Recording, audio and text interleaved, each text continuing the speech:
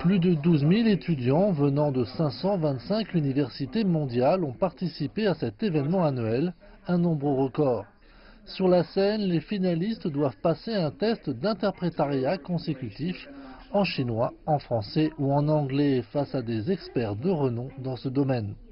Pour la plupart des candidats qui sont évidemment encore très jeunes, il leur manque de communicabilité. Mais ce n'est pas uniquement rendre le contenu de ce qui vient d'être dit, mais c'est surtout de savoir communiquer, expliquer, également en étant un tout petit peu la deuxième voix de l'orateur, de l'oratrice.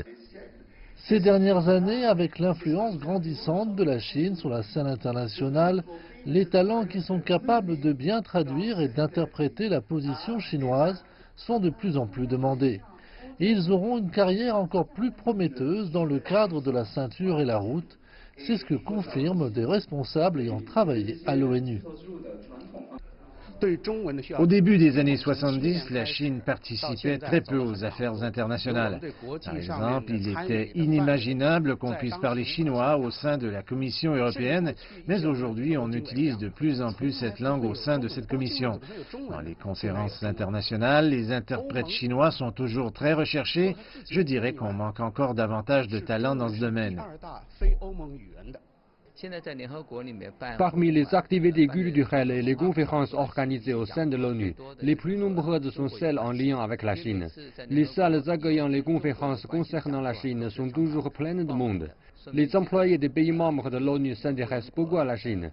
3 ans auparavant, certains ne savaient toujours pas ce qu'était la ceinture et la route.